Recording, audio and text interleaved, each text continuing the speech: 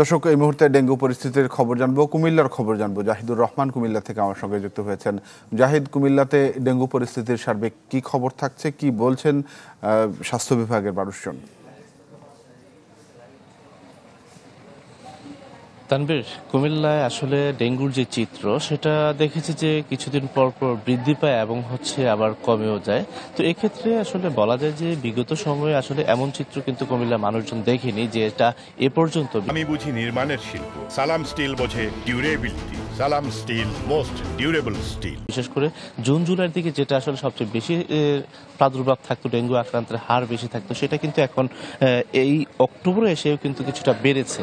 তো এই জায়গাটা আসলে স্বাস্থ্য বিভাগের যেমন প্রচারাভিযান হচ্ছে, তেমনি মানুষের উদাসীনতাও রয়েছে। বিশেষ করে একটা তথ্য আপনাকে জানাতে চাই যে কুমিল্লা সিটি কর্পোরেশন এবং জেলার যে 8টি পৌরসভা রয়েছে সেসব স্থানে কিন্তু মাঝে মাঝে প্রচারাভিযান বিগত সময় দেখেছে, কিন্তু এই মুহূর্তে কিন্তু অনেকটা নেই বললেই চলে। এর বাইরে ইউনিয়ন পর্যায়ে আসলে ডেঙ্গু বিষয়ে সচেতনতা বা প্রচারাভিযান তেমন কোনো কার্যক্রম আসলে খুব একটা দেখা যায় না। যদিও স্বাস্থ্য বিভাগের পক্ষ থেকে দাবি করা হচ্ছে যে প্রত্যেকটি ইউনিয়ন পর্যায়ে কিন্তু স্বাস্থ্য কর্মী যারা রয়েছেন তারা প্রচারাভিযান অব্যাহত রেখেছেন, মানুষকে সচেতন হওয়ার জন্য পরামর্শ দিয়েছেন। কিন্তু এক্ষেত্রে আসলে কুমিল্লার বাস্তবিক অর্থে বিগত জুন জুলাই যে প্রচারাভিযান ছিল এখন কিন্তু সেটা নেই। ফলে ডেঙ্গু আক্রান্তের হার কিন্তু ক্রমান্বয়ে বাড়ছে। এবং পাশাপাশি একটু তথ্য জানিয়ে রাখি যে সরকারি যে তথ্য মতে আমরা দেখেছি যে গত 24 ঘন্টায় কুমিল্লায় আক্রান্তের হার হচ্ছে 10 জন এবং এর মধ্যে 9 জনই সরকারি হাসপাতালে ভর্তি রয়েছেন। জেলার যে 17টি উপজেলার বিভিন্ন হাসপাতালে তারা চিকিৎসাধীন রয়েছেন। এর বাইরে বেসরকারি পর্যায়েও কিন্তু একজন যে হাসপাতাল সেখানে একজন আক্রান্ত হয়েছে। তো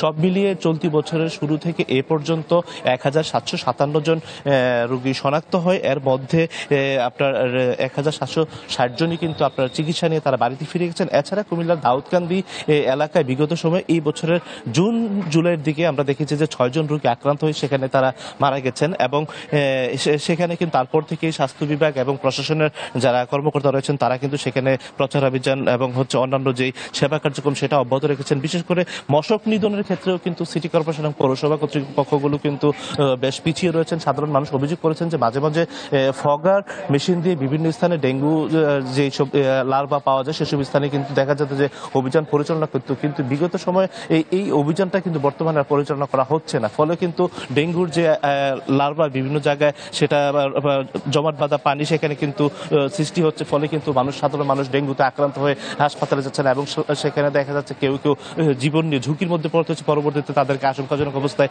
ঢাকায় প্রেরণ করা হচ্ছে। তো এই ক্ষেত্রে স্বাস্থ্য বিভাগের পরামর্শ হচ্ছে যারা ডেঙ্গু আক্রান্ত হচ্ছেন তারা যেন মশারির মধ্যে আবদ্ধ থাকেন এবং সেখান থেকে যেন অন্য রোগীর সংস্পর্শে না আসেন, এবং ডেঙ্গুর যেসব স্থানে লার্ভা পাওয়া যাবে সেসব স্থান যেন পরিষ্কার পরিচ্ছন্নতা নিয়মিত করা হয়, এটাই হচ্ছে স্বাস্থ্য বিভাগ কর্তৃপক্ষের দাবি। তো এই ক্ষেত্রে বলাই যায় যে সাধারণ মানুষ সচেতন হলে কুমিল্লার যে ডেঙ্গু আক্রান্তের হার মাঝে মাঝে বেড়ে যায় সেটা অনেকাংশে হ্রাস পাবে। তো এই হচ্ছে এখান থেকে সর্বশেষ। তানভীর। জি জাহিদ, ধন্যবাদ আপনাকে। জাহিদুর রহমান জানাচ্ছিলেন কুমিল্লা থেকে।